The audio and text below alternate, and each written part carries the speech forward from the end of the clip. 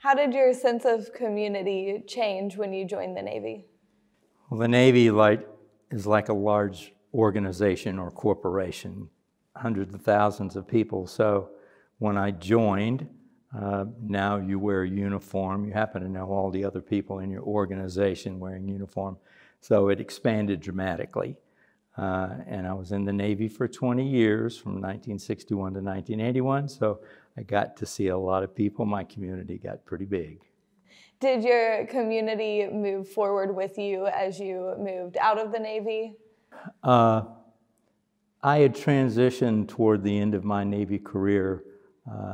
I met my wife about 2.5 years before I retired, and I was already transitioning to civilian life, and she became a mentor for me in my faith journey. She was helping me find my way back. How was your faith journey transformed both in the Navy and then once you met your wife? Well, in the Navy, when I was in, our ships and our squadrons were only male. We didn't have female crew persons on any of our combatant ships or combatant squadrons. And so it was kind of crude. And toward the end of my career, I ended up with different jobs, and things, as I became more senior, it was easier. But the issue was, then I got married about 1.5 years before I retired, and then Vicki and I pursued our life together. Did your sense of community change in perspective to the church when you joined the Navy? Well, actually, for most young folks in the military in those days, there wasn't very much churching. There were services, and in the beginning it was pretty structured, and boot camp and going through OCS, you actually get in formation and march to the church, and so it wasn't very much building your faith. How were you impacted both by your experiences in the Navy and by those around you?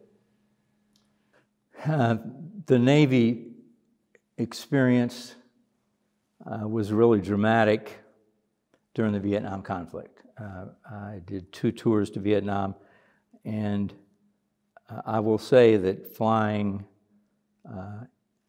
in combat conditions when you're being shot at in an airplane is pretty challenging.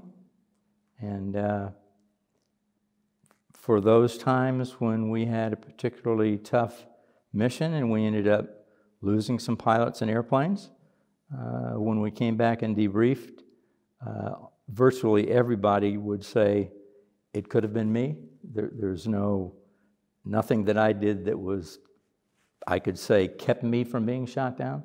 But for those that were missing, there was genuine feeling of loss. And so I think most of us developed a closer relationship with our higher power. Thanking him, not knowing the reasons that we might still be here. So looking back at those experiences and the trauma that came with them, do you see God in a different light? I did after that time in my life. And I realized how unpredictable life can be. And so we should treat each day as a gift and thank God for the opportunities and to take advantage of those opportunities where we might be able to plug in and especially help other people. Is community more valuable to you post-service? Oh, yeah. Especially being married that late in life. Now, and we had a daughter, now we have a grandson who happens to be 11 months old. So, and I cherish community more than ever before, especially friends and groups here in the church that we've gotten to know because we've been here for 27 or 28 years now. So you've been here, just as long as you were in the Navy, is that right? Longer. Longer? Yeah. So this has been a bigger part of my life than the Navy stuff. as a young man, for the 20 years that I was in the Navy, I feel like I used up 8 of my 9 lives, leading a pretty full life. I hear you have a very interesting or potentially exciting story. Would you be willing to share that with us? Yes, I would. During my time on one of the Vietnam tours that I had, flying around at night over North Vietnam, I actually had a mid-air collision with another airplane. And I was able to eject and land safely in the water. My airplane actually crashed in North Vietnam. And so I was swimming all my survival gear in my flotation raft, and it's a very dark night. Fortunately, the sea was calm, and other airplanes in our air wing were aware that I was down, and so they started sending a rescue effort and a helicopter off one of the other ships. And our task force finally was able to find me and come and pick me up at night. And just as he was lifting me out of the water, we started taking fire from the beach. Fortunately, he didn't shoot the helicopter down, and I was able to get back in the game. But a fascinating experience, not knowing how it was going to turn out. That reminds me almost of the story of Jonah and being thrown into the water and then being saved and not knowing if you were going to make it out. Yes, that's for sure. My mind at the time was thinking about what I can do to enhance my possibility of surviving and getting out of this. Do you read Bible stories differently after having experiences like that? Somewhat, and now that we have a grandson, I'm thinking of that in a totally different light, that a new perspective, and how I might be able to help him understand some of those stories better. Wow, that's an incredible story. I'm sure that was traumatic to experience, but also a very cool thing to share with people.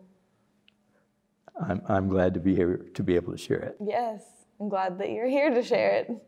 One of the squadrons that I went to Vietnam with, we're still in touch, and we have reunions every 2 or 3 years. And here we are 50 years later. And so the relationships are still very close, and it's like extended family. In the civilian, after I retired in civilian life, I actually became an airline pilot after the Navy flying. And that's another deal, but the airlines, more normal people, more civilian-like lives. And so it was easier to transition and still stay in touch with that aviation side. But Vicki and I initially lived in New Jersey, and we made close friends while we were there.